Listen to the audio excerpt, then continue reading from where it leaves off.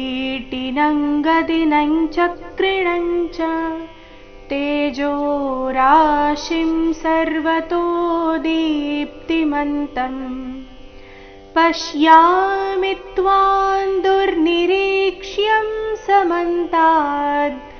दीप्तानलार्कद्युतिमप्रमेयम्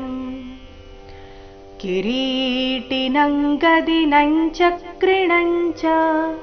किरीटिनं ಕಿರೀಟಿ ರಿ ದೀರ್ಘ ಟಿ ರಸ್ವ ಕಿರೀಟಿನ ಆದ ನಂತರ ಬಂದಿರೋ ಅನುಸ್ವರದ ಉಚ್ಚಾರಣೆ ಕ ವರ್ಗದ ಅನುನಾಸಿಕ ಕಿರೀಟಿನಂ ಗದಿನಂ ಚಕ್ರಿಣಂ ಚ ಮುಂದಿನ ಎರಡು ಅನುಸ್ವರದ ಉಚ್ಚಾರಣೆ ಚ ವರ್ಗದ ಅನುನಾಸಿಕದ ರೀತಿ ಗದಿನಂ ಚಕ್ರಿಣಂ ಚ ಕಿರೀಟಿನಂ ಗದಿನಂ ಚಕ್ರಿಣಂ ಚ तेजो राशिं सर्वतो दीप्तिमन्तम् तेजो राशिं सर्वतो तो दीर्घ दीप्तिमन्तम् दी दीर्घ बंदु आघात दीप्तिमन्तम् पश्यामि त्वां दुर्निरीक्ष्यं समन्ताद् पश्यामि त्वां दुर्निरीक्ष्यं शब्द ಇದೆ दुर्निरीक्ष्यं ರೀಕ್ಷ್ಯಂ ರಿ ಆದ ನಂತರ ಅರ್ಧಕ್ಷ ಪೂರ್ತಿ ಯ ಸಂಯುಕ್ತ ಅಕ್ಷರ ದುರ್ನಿರೀಕ್ಷ್ಯಂ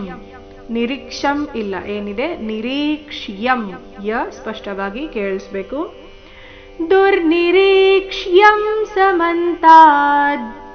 दीप्तानलार्कद्युतिमप्रमेयम् दीप्तानलार्कद्युति